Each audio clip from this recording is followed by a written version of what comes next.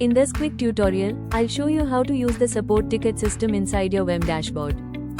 To access the support section, click on My Ticket from the left sidebar menu. To raise a new issue or question, click the Add New Ticket button on the top right.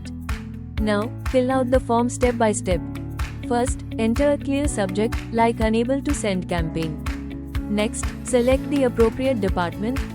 Choose a priority level, low, medium, or high, depending on urgency. In the description, explain your issue in detail so the support team can assist quickly. If needed, you can also attach a file or screenshot. Once everything is filled in, click Save to submit your ticket.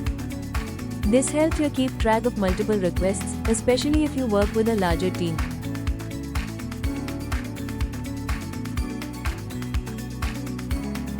And that's it. Raising and managing support tickets in WAM is simple, fast, and organized, so you never feel stuck or unsupported.